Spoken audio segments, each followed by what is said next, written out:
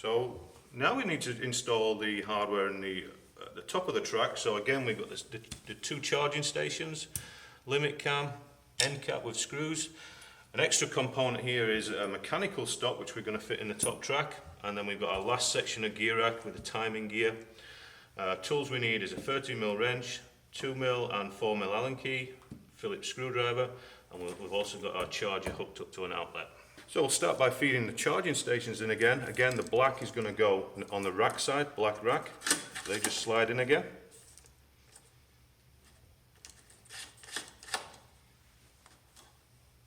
Again, just make sure you don't pinch the wire as you slide that in there.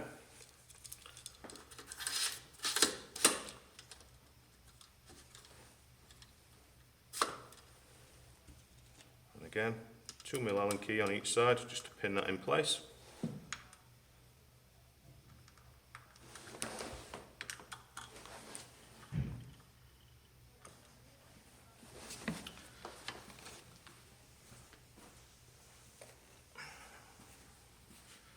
We also need to position our limit cam again. Again, there's a measurement for this one. The bottom one was 2 3/8. This one is 4.5 inches away from the end of the rail. So again, just slide that in, and we're just measuring from the back of this to the end of the rail, 4.5 inches.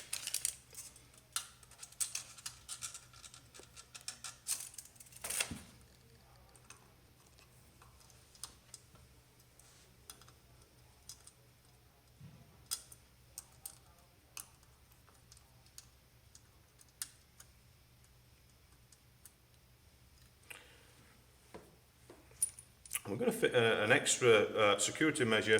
This is a mechanical stop. This just goes in the lower section, about 1/4 of an inch away from the end, just enough room to get that end cap in place.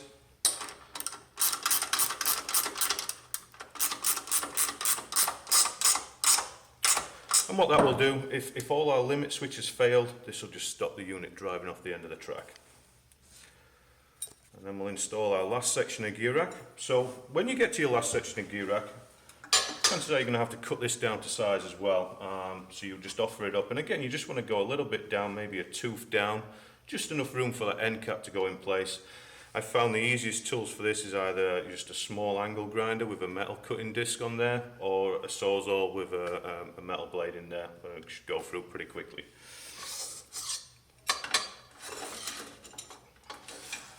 Slide that in there. You're going to use your timing piece of gear rack over that joint to make sure the spacing is correct. And as you're holding that on there, just start tightening the bolts down.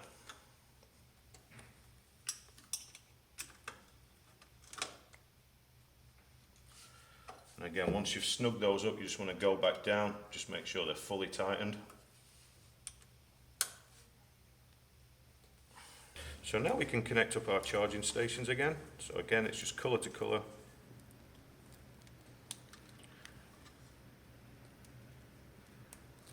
And then we've got the extra connection that runs to the actual charger that's plugged into the outlet. So you can just tuck any excess wire back into the track. And this time we're going to use the little channel on the bottom of the end cap to feed the wire out of the track. So just position that wire there. And then again, as you offer that up, you just want to make sure those wires are running into those channels so you don't pinch the wires against the track. And then secure it in place with 2 Phillips screws.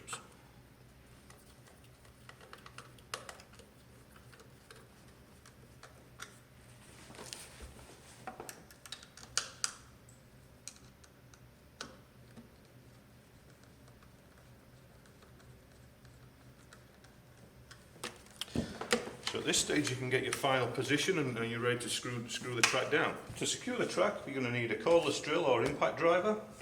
Recommend having a drill bit extension with a 10mm socket on there, and then we supply you with 10mm wood screws.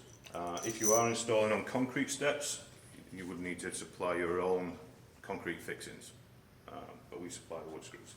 Okay, so now we just need to position the stair lift so we can fix it down. In most cases you'll be able to butt the brackets right up to the baseboard. In the instruction manual it's going to tell you that the back edge of the bracket needs to be 1 inch away from the wall. In most cases your baseboard is 1 inch anyway, so you can just put that up. Obviously if you don't have a baseboard there, you're going to need to measure that. You can just push that right up to the baseboard. You can also have the track touching the step nose, that's fine. If you are installing on a deep pile carpet, you might want to pull the track back slightly, so as that track compresses into the carpet, it's not pushing too hard onto the step noses. In this case, we're fine. I recommend before you start screwing it down, just run the unit all the way up and down, make sure the back of the seat is clearing any obstruction. There might be a handrail there, picture rail, light switch, etc. Once you're happy with the position, you can go ahead and screw it down.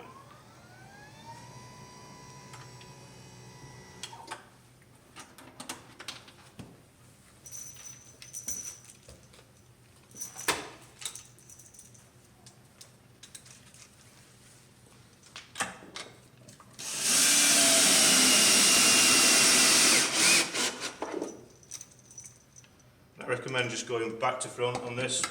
Put one in the back, one in the front.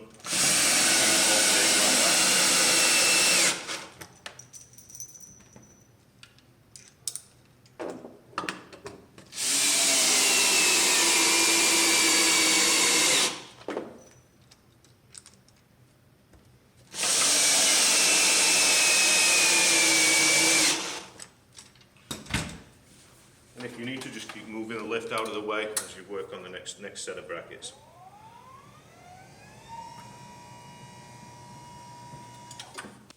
And finally, we just want to ride the unit, make sure it's charging at the top and the bottom, and also make sure we get adequate clearance and the swivel functions correctly. So at this stage you're just looking, make sure you've got plenty of foot plate clearance, the joints are okay. Charging at the top and the bottom, and also swivel is nice and smooth.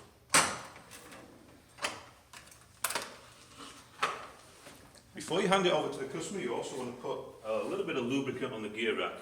We supply you a tube of lubricant. I recommend just you maybe a pea-sized spot of grease every 8 to 10 inches, and then as the lift works up and down, it's going to distribute that around the rack and the pinion. Okay, next step is just to show you how to rehand it for a left-hand install.